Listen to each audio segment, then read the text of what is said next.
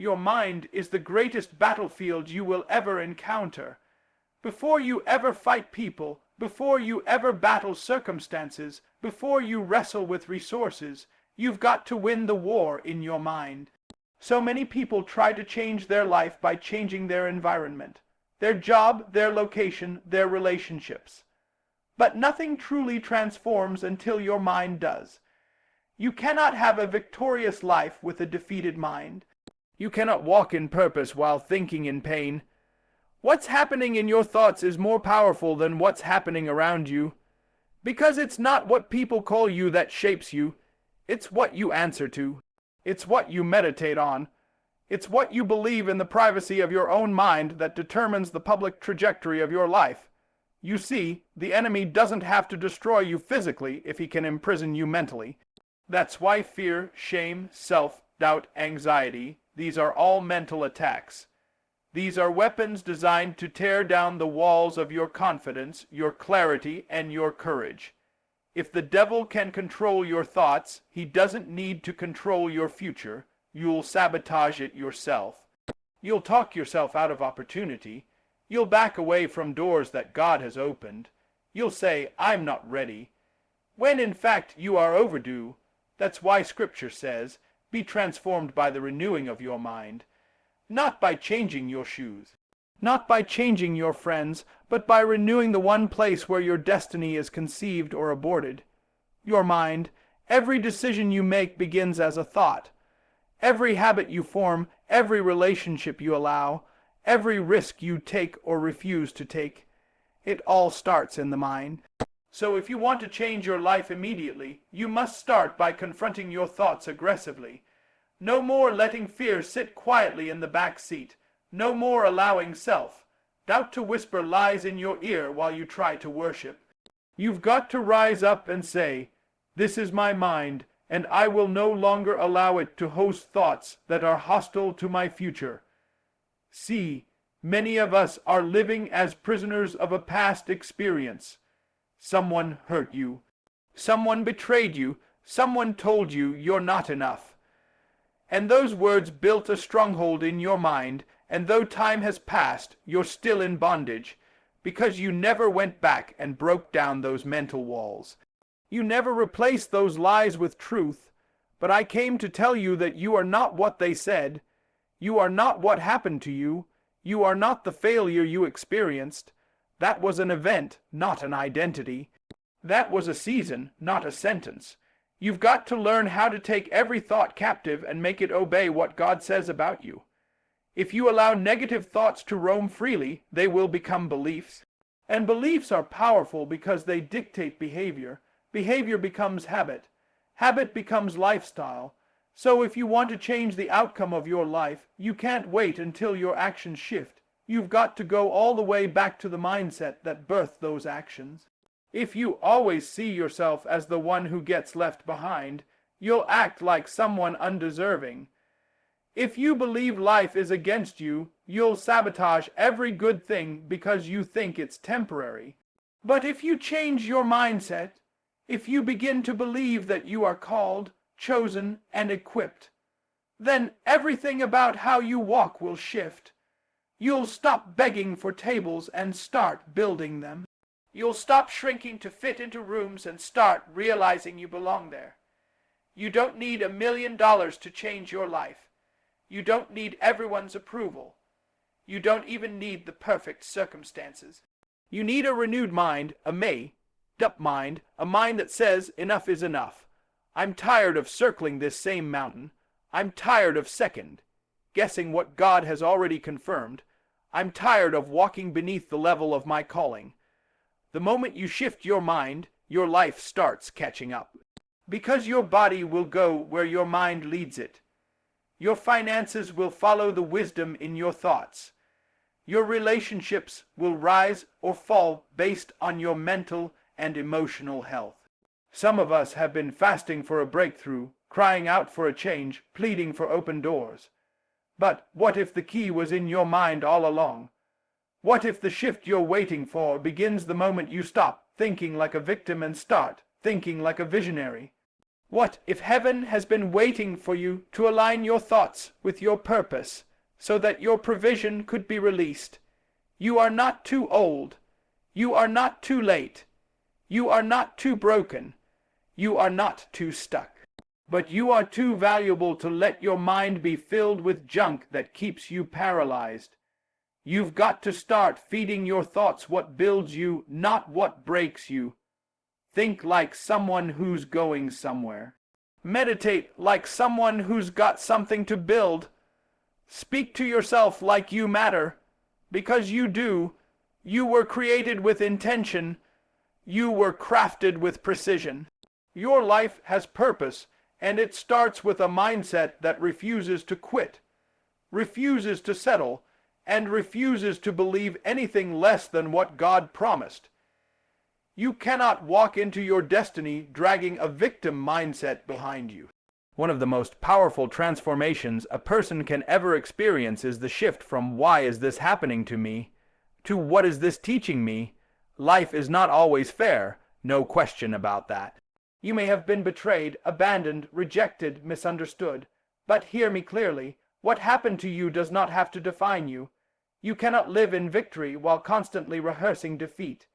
You cannot conquer new ground while remaining emotionally tethered to old wounds. You've got to shift from seeing yourself as a casualty to seeing yourself as a conqueror. The enemy wants you to stay stuck in that victim mentality. Why? Because a victim never takes action. A victim never claims ownership. A victim waits for rescue, but a victor gets up. A victor fights back. A victor says, "I may not have chosen the pain, but I choose how I respond." And that response, that mindset, is what separates stagnation from elevation. You will never rise above what you believe about yourself. You cannot embrace greatness while still identifying with brokenness. There comes a time when you must rise up from the ashes of your past and say, "I am not what I've been through. I am what I choose to become." Some of you are living with a victim's voice in your head. Every time you try to step out, it says, "Who do you think you are?" Every time you try to dream, it whispers, "Remember what happened last time." That voice is not your identity. That is your history trying to hijack your future. And you've got to cast it down. You've got to replace it with truth. Because the moment you begin to see yourself as powerful, as chosen, as capable, the chains begin to fall. You start moving differently. You start walking into rooms like you belong there. You stop waiting for permission and start operating with purpose. Understand this. Pain is real, but so is power. And too many people choose to build a home in their pain. They decorate it, name it, live in it, and that becomes their narrative. But pain is a place to pass through, not to stay. It's a teacher, not a permanent address. It's meant to shape your wisdom, not your worth. You have to decide, I will no longer allow the worst things that ever happened to me to write the script of my life. Because when you stay in victim thinking, your story stops progressing. You spend your energy blaming, defending, and explaining, but none of those will build your future. When you make the mindset shift to being a victor, you stop asking for pity and start walking in power. You start taking responsibility, not for the wounds, but for the healing. You begin to seek growth instead of comfort. You choose discipline over distraction, and let me tell you that mindset, it's magnetic. It draws in new levels, new doors, new alliances. It attracts opportunity because the universe responds to people who carry themselves like they're already walking in what they've been praying for. It's not about pretending that the pain didn't happen. It's not about ignoring your scars. It's about learning how to wear your scars as medals, not as shackles. People may see your smile and never know the storms you've survived. But that's what makes your testimony so powerful. You don't look like what you've been through because you made the choice not to stay there. That mindset, that decision, to keep moving, to keep growing, to keep trusting, that's what breaks generational patterns. That's what builds legacies. Now hear me, shifting your mind. It isn't a one-time thing, it's a daily fight. Every morning you wake up, you have to decide again, Am I going to live in my fear or walk in my faith? Am I going to stay bitter or grow better? Am I going to speak defeat or declare victory? You've got to train your mind like you train your body. Feed it truth. Exercise it with challenge. Protect it from negativity.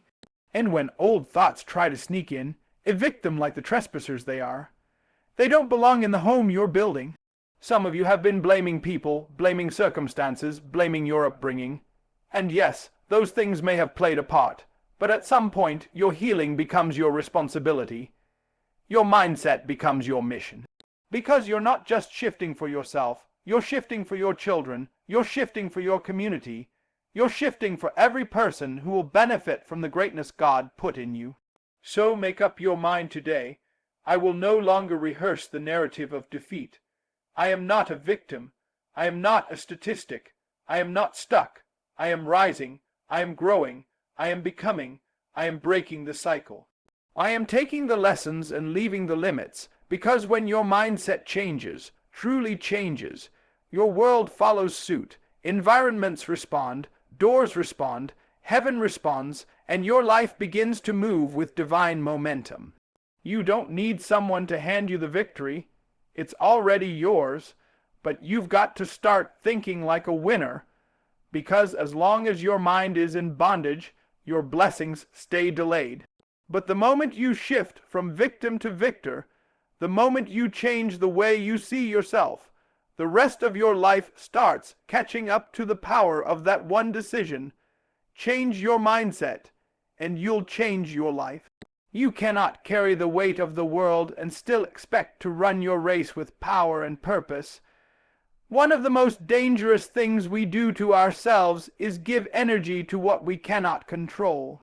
We overthink it, we stress about it, we lose sleep over it, and we replay conversations and scenarios in our mind that we cannot go back and change.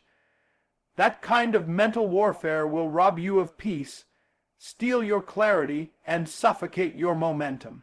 If you truly want to experience a mindset that will change your life immediately, you've got to learn to release what you cannot control and focus like a laser on what you can. Some people are not tired because of what they're doing.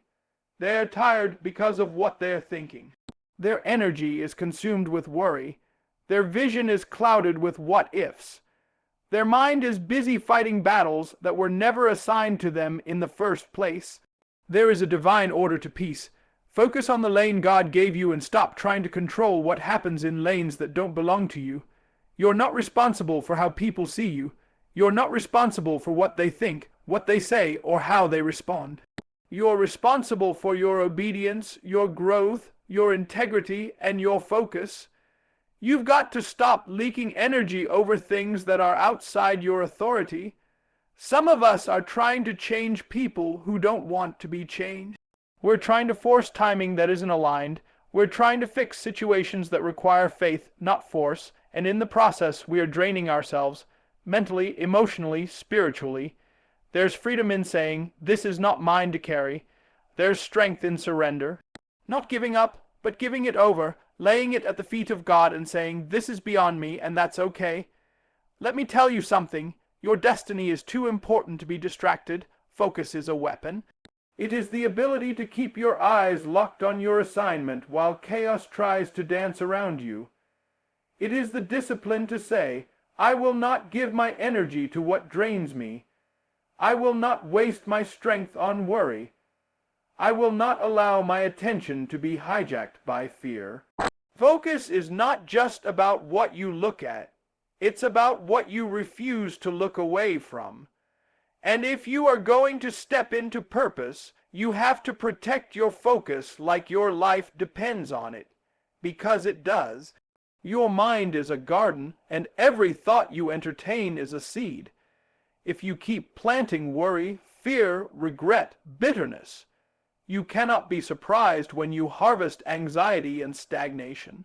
But when you start planting discipline, truth, vision, gratitude, you begin to harvest peace, strength, and direction. And the more intentional you are about guarding your mind, the more you'll find that clarity becomes your compass and purpose becomes your pace. See, Many of us are overwhelmed because we're multitasking purpose and problems at the same time. We're trying to build and battle, but we're not prioritizing.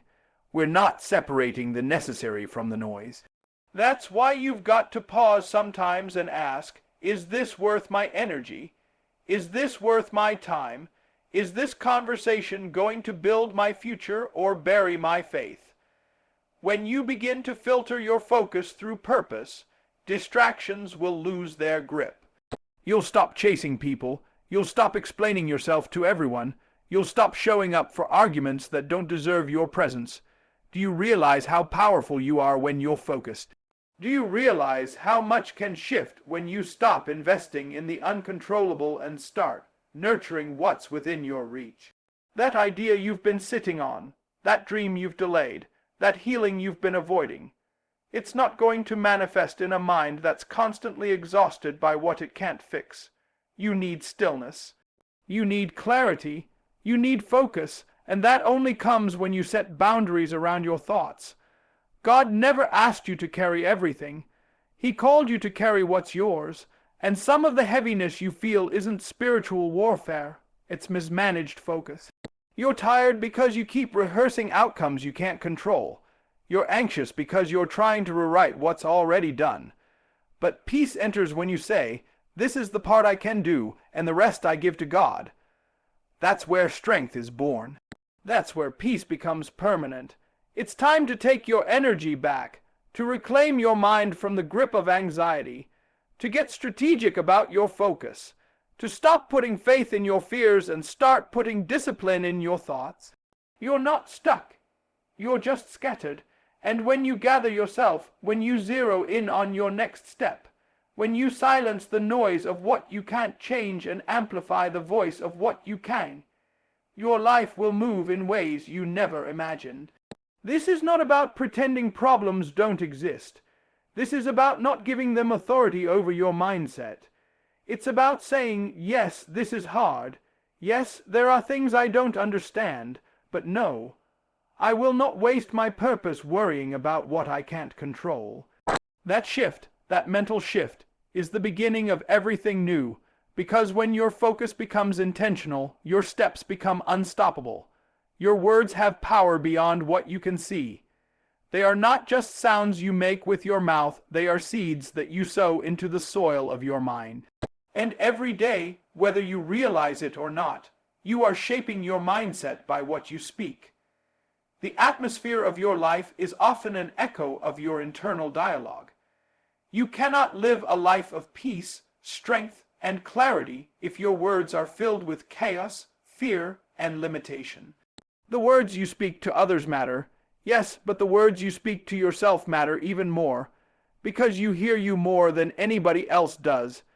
Some of us have never had anyone affirm us, believe in us, or encourage us, and we've grown up repeating the silence or the criticism.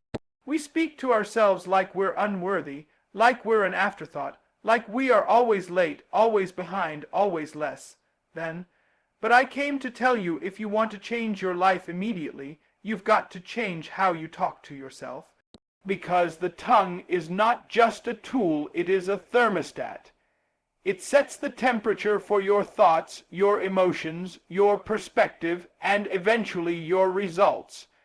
You cannot expect to live in confidence while speaking in condemnation.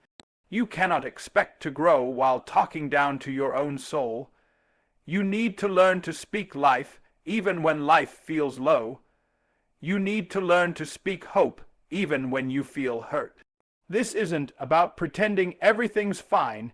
This is about reminding your mind of what's true, even when your emotions are trying to lie to you. There will be moments when fear tries to invade your thoughts. That's when you declare, "I am bold, I am equipped, I am chosen." There will be moments when discouragement whispers, "You'll never make it." That's when you speak and say, "Greater is he that is in me than he that is in the world." Your words have to rise above your feelings. Because feelings change but truth doesn't. We are made in the image of a God who spoke the universe into existence.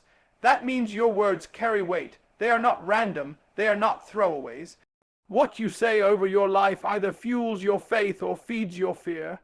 That's why you can't afford to keep speaking lack, limitation, and defeat. Every time you say, I can't, your brain believes you. Every time you say, it's too late, your spirit starts to agree. But when you say, I'm just getting started, even if you're shaking, even if you're scared, that statement sends a signal to your soul that it's time to rise. You must become your own encourager. Waiting for others to validate you will leave you empty and frustrated. You can't wait for applause to believe in your assignment. You can't wait for affirmation to act in authority. Speak it before you see it. Declare it before it manifests. That's what faith sounds like. Speak to the version of you that's not fully visible yet. Talk to your future like it already belongs to you. Tell your mind, we're moving forward. Tell your heart, we're healing. Tell your dreams, we're not giving up. Your words are the architect of your inner world, and the inner world determines the outer outcome. And hear this, you don't just need to speak truth, you need to hear truth consistently. That means surround yourself with language that uplifts, messages that challenge, and declarations that align with your vision. Start your mornings not with complaints, but with confessions of purpose. Say things like, I'm built for this. I will not quit. Today will be productive. My life has value. I'm not where I want to be, but I'm on my way. Speak those things until your soul starts to believe them again. Because faith comes by hearing, and that includes what you hear from your own mouth. There is no transformation without declaration. There is no freedom without new language. When you change your words, your world starts to shift. That's why the enemy doesn't want you to speak in strength. He wants you silent. He wants you to doubt. He wants you to agree with your fear. But today, I challenge you to change your confession. Don't say what you see, say what you believe. Say what you're building. Say what you're trusting God for.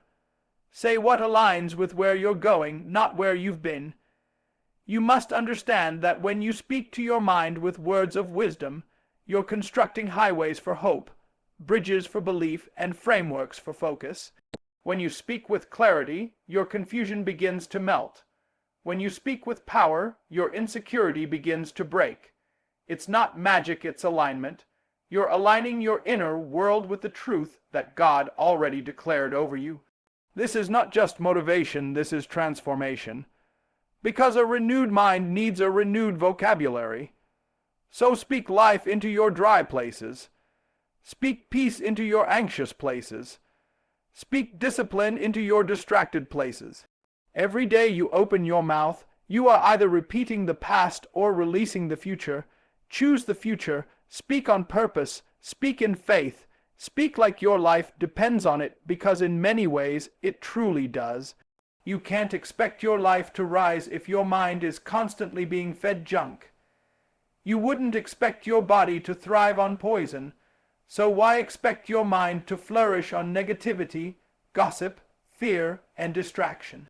Your mind is a tool, powerful, precise, and capable of building extraordinary things. But like any tool, it requires maintenance and the right materials. If you feed your mind garbage, you'll produce garbage. But if you feed it knowledge, wisdom, faith, and clarity, your thoughts begin to elevate, and when your thoughts elevate, your life follows.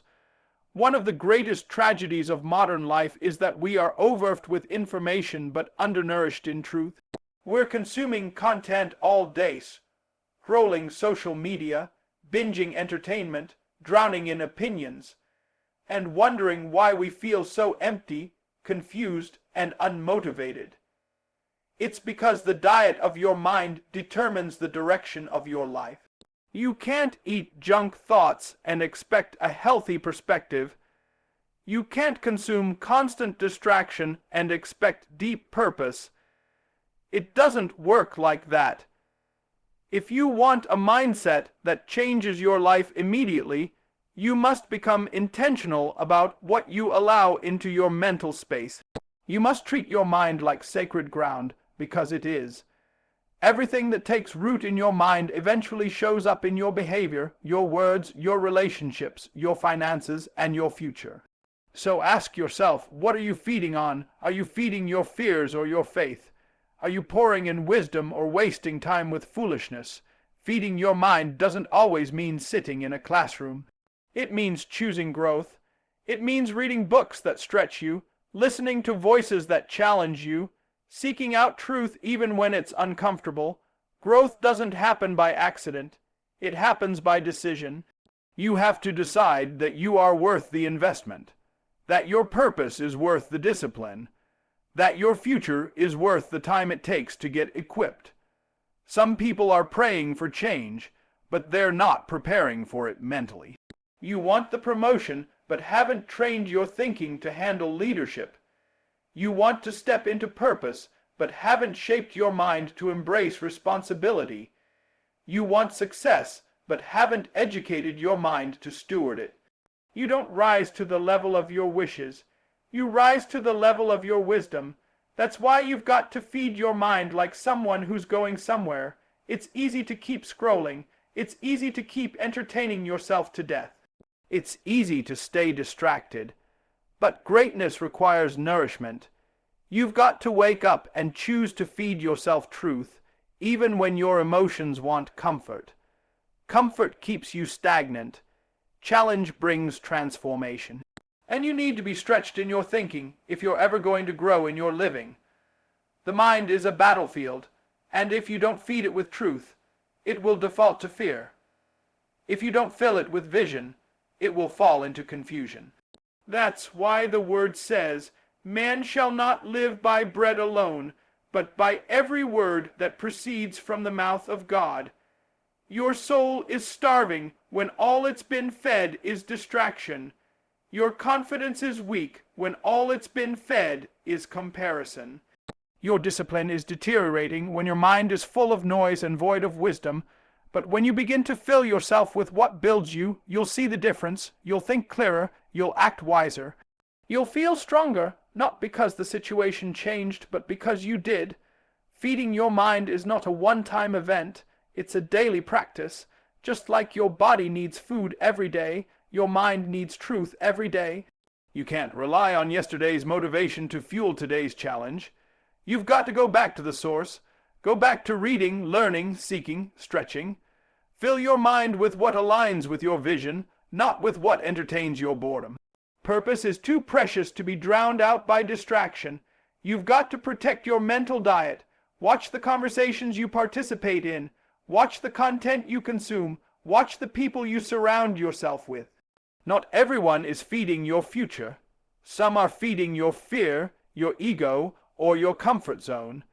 You need people and content in your life that make you think higher, live wiser, and act stronger. That's what feeding your mind really means, creating an environment that sustains your elevation. When you start to feed your mind with knowledge, understanding, wisdom, and faith, you begin to unlock levels in yourself you didn't even know existed. You begin to solve problems differently. You stop reacting emotionally and start responding strategically. You stop shrinking in fear and start standing in boldness. You realize that the world around you can stay chaotic, but your mind can stay calm, sharp, and rooted. And don't let anyone tell you that feeding your mind isn't spiritual. It absolutely is. Because God wants to use a renewed mind to accomplish His will through your life. A weak, distracted, confused mind is an easy target for doubt and destruction. But a trained, disciplined, truth-filled mind is a force that hell can't stop. So rise up and take your mental growth seriously. Build a routine around learning. Study, read, reflect. Listen, take notes, meditate on what matters. Because when your mind is strong, your life will start to shift. And before long, you'll look back and realize that the life you're living today started with the thoughts you fed yourself yesterday. Nourish your mind, and watch your whole world begin to rise. Now hear me. Your life will not change just because you wish it would. It will not shift just because you cry for it. It will change when your mind changes. Everything starts there. Not in your hands, not in your feet, not in your bank account, but in your mind. That's where battles are won or lost. That's where peace is either built or broken. That's where purpose begins to take root. And that's where transformation becomes unstoppable. You've got to take hold of your thoughts. You've got to wrestle with the inner voice that tells you you're not enough. You've got to break free from the cycles of fear, insecurity, shame, and small thinking. You are not who life tried to label you as. You are not the sum of your mistakes. You are not your trauma. You are becoming. And who you're becoming requires a new level of focus, a new level of discipline, and a brand, new mindset. You must decide to think like someone who's going somewhere, to speak to yourself like someone who's called, to believe, not with shallow hope, but with deep, relentless, fire-filled conviction that greater is ahead, that your future is not a repeat of your past, that your current struggle is not your final story, that what's in you is greater than what's been against you. Your mind is the soil of your destiny, and if you will feed it, focus it, speak into it, and free it from the chains of old thinking, your life will begin to shift immediately. Doors will open, clarity will rise, energy will return, favor will find you, not because the world changed, but because you did. So today, take the limits off your mind, train it, discipline it, align it with purpose. Let your thoughts rise to match the greatness that God has placed within you, because when your mindset changes, everything else has no choice but to follow. This is the moment, this is the mindset, and this is your time.